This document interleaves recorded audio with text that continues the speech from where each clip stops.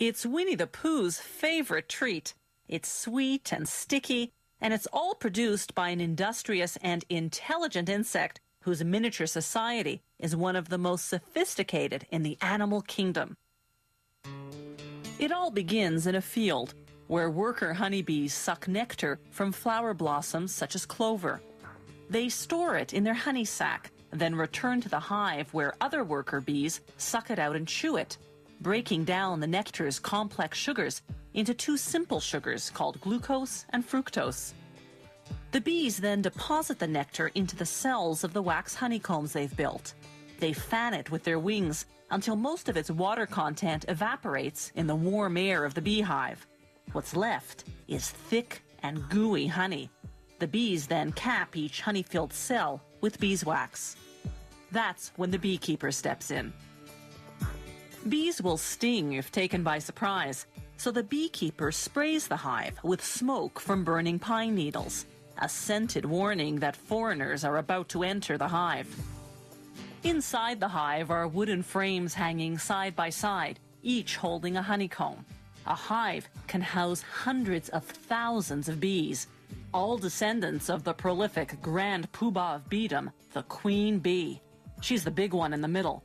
The queen bee lays up to 2,000 eggs a day, creating the workforce needed to feed and protect the colony.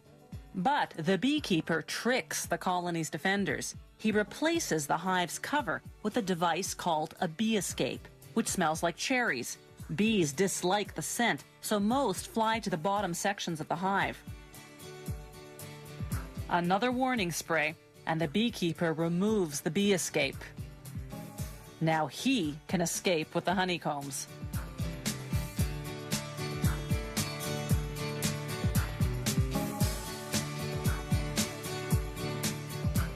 Inside the honey factory, they put the honeycomb frames on what's called an uncapping machine. Like a razor, it shaves the wax caps off the honey-filled cells of the combs. They scrape off the remnants manually. Then they set the frames on another machine called a honey extractor.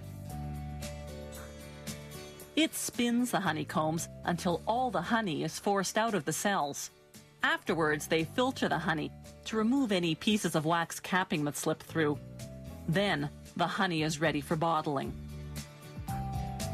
Some beehives contain smaller frames designed to produce honey that isn't extracted from the honeycomb. Workers remove the frame and cut the honeycomb into pieces as is with a heated knife. That seals the wax around the honey inside.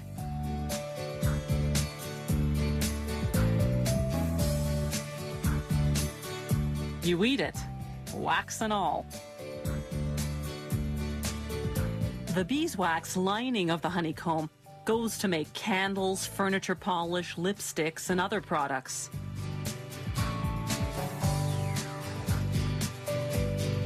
When producers have more liquid honey than they can sell, they simply let it granulate, develop sugar crystals, and turn hard and white. Then, when the orders come in, they return it to its original liquid form by heating it to 130 degrees Fahrenheit. They vacuum clean the jars.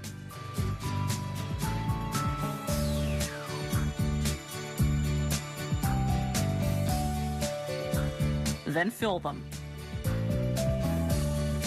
One beehive can yield up to 7 pounds of honey in a single day. That's much more than the bees need for themselves. The surplus is what we end up eating.